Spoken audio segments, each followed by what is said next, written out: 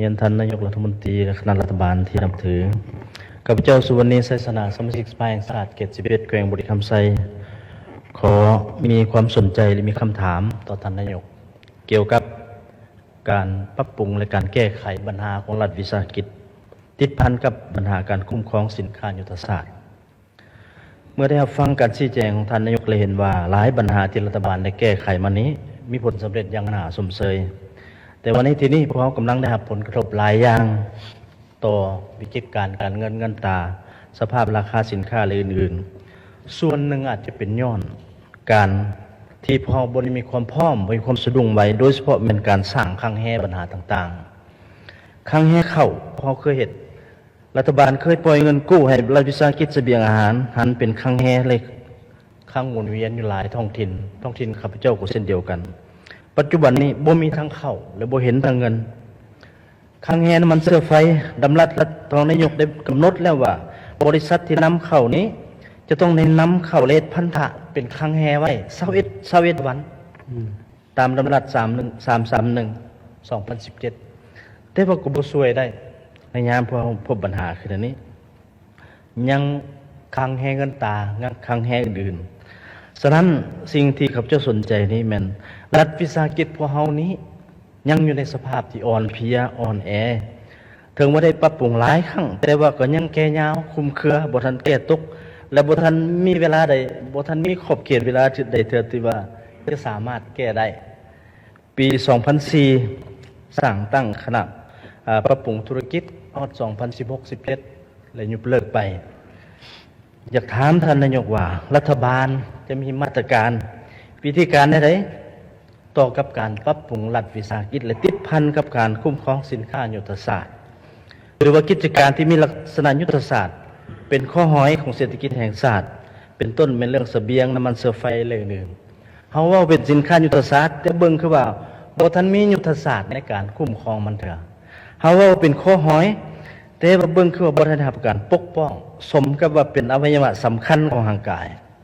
เฮาปะข้อห้อยให้ผู้อื่นกำและรัฐยังกำบ่ได้ฉะนั้นต่อกับปัญหาดังกล่าวนี้ขอถามรัฐบาลว่าจะมีมาตรการจะมีการกำหนดยุทธศาสตร์ใดๆต่อกับปัญหานี้ขอขอบใจข้อเชิญเขต8ขอขอบใจท่านประธานขอเฮียนท่านประธานคณะประธานที่เคารพท่านนายกรองนายกบรรดาท่านสมาชิกรัฐบาลท่านแขกผู้มีเกียรติสมาชิกสภาแห่งชาติที่นับถือข้าพเจ้าซื้ออัมไพวรหล่อมบุญแพงสมาชิกสภาแห่งชาติเขตเลือกตั้งที่8แขวงพันขออนุญาตถามท่านนายก1คำถามก็คือดังพวกเฮาก็ได้รับหูนำกันแล้วว่าเนาะมาฮอดปัจจุบันนี้รัฐบาลมีพันธะในการชำระหนี้สินทั้งภายในและต่างประเทศถือว่ามีจำนวนล่วงหลายพอสมควร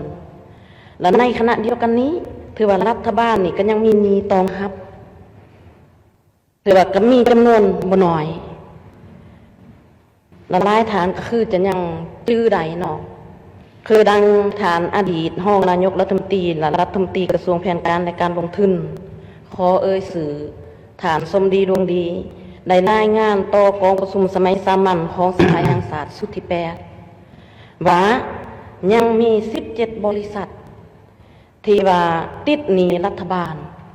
และจำนวนมูลค่าก็ถือว่าหลายพอสมควรและบ่อยากรู้ว่าเนาะมาฮอดปัจจุบันนี้รัฐบาลก็คือคณะรับผิดชอบที่ถูกแต่งตั้งและสามารถทวงหนี้หรือว่าเก็บกู้หนี้สินต่างๆของบรรดาบริษัทเหล่านั้นและสำเร็จคือแนวใดแล้วหรือว่าสามารถแก้ไขได้แนวใดแล้วรัฐบาลนี่จะมีวิธีการหรือว่ามาตรการแก้ไขแนวใดในต่อหน้านี้และตามที่ได้ติดตามถือว่าเห็นว่าบางบริษัทนี้ก็ถือว่าได้มีการหันหนีเป็นทุนถือว่าจากบุกหนี้ของรัฐบาลก็เป็นกลับกลายมาเป็นเจ้าหนี้ของรัฐบาลและต่อกับการหันดังกล่าวนี้ว่ารัฐบาลนี่ได้ผลประโยชน์สูงสุดคือแนวใดและปัญหาดังกล่าวนี้ถือว่าเป็นปัญหาที่สังคมนี่มีความสนใจหลายถ้าหากว่าพวกเราสามารถแก้ไขใดบรรดาหนี้สิ่งต่างๆนี่ เก็บกู้ได้คืนคิดว่ารัฐบาลนี่ก็จะมีแห่งหลายเติบเนาะครับเจ้าขอถามคือนั้นขอขอบใจ ขอบใจโทษท่านนายกให้คำกระจ่างแจ้งขอบใจ แล้วก็ขอขอบใจนำท่านสุวรรณีเนาะแล้วก็ท่านประธานสภาแขวงหัวพันสำหรับการแก้ไขรัฐวิสาหกิจนะติดพันกับเวลาแห่งศาสตร์นี่ก็สำคัญหลายเดี๋ยวนี้รัฐบาลกำลังอยู่ใน กระบวนการเอิ้นว่านี่ซะก็คือรายงานไปสุดก่อนปฏิรูปรัฐวิสาหกิจคันสิมาใจแยกกันว่าเป็นหยังจังเป็นจังซั่นเป็นหยังจังนี้มันก็มีหลายสาเหตุแต่สรุปมาก็แม่นสาเหตุภายในเฮาดอกนี่นะหนึ่งเหมือนกันบริหารงานของเมืองรัฐเฮาอันที่สองก็ผู้เฮ็ดบริษัทนี่ช่วยโอกาสสอกงลักโลภเอาก็มีแต่สองอันนั้นจังพายมันลุกทึนพระพุทธเจ้าก็รายงานเมื่อก่อนนั่นเด้ทุกบริษัทรัฐวิสาหกิจนี่มีน้อยที่สุดที่มีผลกำไรรายงานลุกทึนหมดก็จะเห็นอะไรธรรมดารัฐบาลเขาต้องอาศัยรัฐวิสาหกิจนี้เพื่ออุ้มชูอยู่หนุนรัฐบาลแต่โกงกันข้ามเนี่ยรัฐวิสาหกิจมาเป็นตัวดูดมาเป็นตัวจองนี่รัฐบาลต้องไปครับหลายนั่นก็คือทานเบ้ามาแล้วข้างให้เขาก็ไปใช้หมดเขาเนี่ยเห็นบอกจุดประสงค์อันนี้แท้อยากเหตุอันนี้แต่เวลาเหตุหันไปเนี่ยไม่หรือข้างให้น้ำมันนี่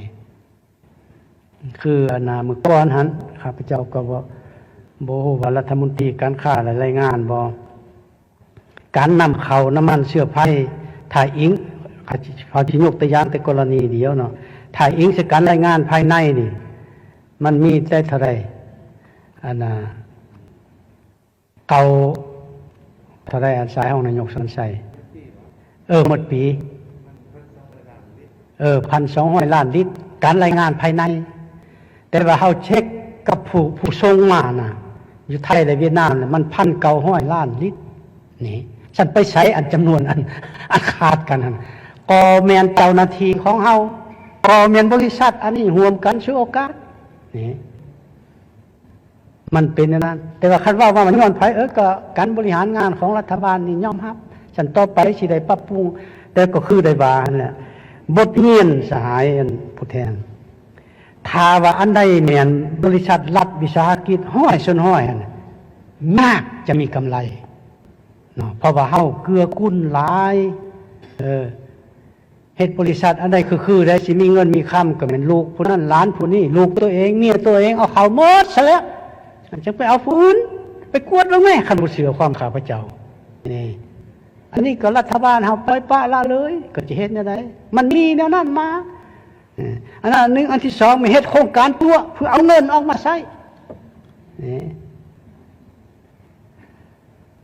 ฉะนั้นบทเรียนที่ดีอยู่ในเงื่อนไขของเฮานี้คิดว่าถ้าถอนบทเรียนเบิ่งเลยแม่นถ้าบริษัทใดหากมีการร่วมทุนระหว่างรัฐเฮากับภาคเอกชนนั่นไปใดบ่แม่นไปใดซื่อมีผลกำไรอีกเพราะเจ้าเฮ็ดตามใจบ่ได้ไอ้เจ้าหน้าที่รัฐนี่นะเพราะว่ากโตพนักงานรัฐวิสาหกิจนี่คือกับรัฐกรไหนมันย่ามาก็ออกบำนาญกินบำนาญคือกันนี่แต่ว่าคันมีภาคส่วนอื่นเขามาหุมเขาบ่ยอมปล่อยให้เจ้าได้พนักงานหลายเขาก็บ่อนุญาตนี่มันต้องไปเว้ากันก่อนสิหับให้เข้าตำแหน่งงานอันใดเงินเดือนผู้ใดเป็นอะไรบัดนี้บริษัทลูกทุนอยู่จ่ายเงินเดือนมีเงินเดือนที่13 14อีกธรรมดาเงินเดือนมีแต่12 เดือนแต่เพิ่นมี13มัน14นี่สิเห็นได้ไดซั่นสิบ่ถูกเฮ็ดบัญชีรายงานลูกทุนตลอดอันนี้ถึกฉะนั้นรัฐบาลจะรับไปพิจารณาทั้งหมดนี่แหละขอเว้าอีกทีนึงว่าอยู่ในขบวนการแห่งการปฏิรูปนะบ่แม่นปรับปรุงธรรมดาปฏิรูปแต่ว่าสิเอาได้ตัวจริงบางอันก็เว้าบ่ได้ต้องได้ตัวจริงละเอียดไปแต่ละอันลงลึกแต่ละบริษัทเป็นนั่นแหละตัวนี้อยากตอบแบบรวมๆนั่นเพราะว่าบางอันเฮาก็เว้าบ่ได้